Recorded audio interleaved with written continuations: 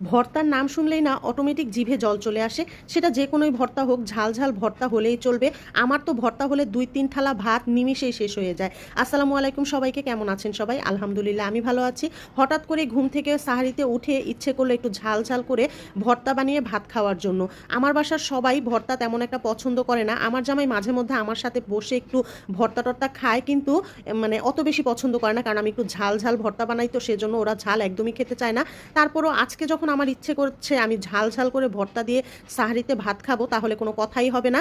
আমি ভালো করে টমেটোগুলোকে ধুয়ে মাঝখান থেকে কেটে আমি একটু সরিষার তেল দিয়ে টমেটোগুলোকে আমি একটু পোড়া পোড়া করে ভেজে নিব। আর সাথে দিব হচ্ছে কিছু রসুন। রসুন আর টমেটোর এই ভর্তাটা খেতে কিন্তু এত পরিমাণে মজা হয়, আপনারা অবশ্যই বাসায় একবার হলেও ট্রাই করে দেখবেন। আমার রসুন আর টমেটো কিন্তু ভাজা হয়ে গিয়েছে।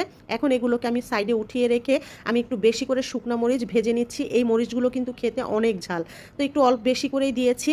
আর এর চাইতে বেশি দিলে আবার বাসার সবাই খেতে পারবে না, এটা ভেবেই অল্পই দিয়েছি, কিন্তু আমার ইচ্ছে করছিল আরও বেশি ঝাল দিয়ে টমেটোর ভর্তাটা বানাতে। তো এই তো আমি এখন ধনিয়া পাতা, পেঁয়াজ আর শুকনা মরিচটাকে ভালো করে লবণ দিয়ে মেখে এখন আমি টমেটো আর রসুনটা দিয়ে দিয়েছি। এগুলোকে ভালো করে পেঁয়াজ, ধনিয়া পাতা আর হচ্ছে শুকনা মরিচের সাথে ভালো করে মিশিয়ে অনেকগুলো সরিষার তেল দিয়েছি, কারণ ভর্তার মধ্যে সরিষার তেল না হলেও কিন্তু চলে না, ভর্তা মানেই হচ্ছে সরিষার তেল।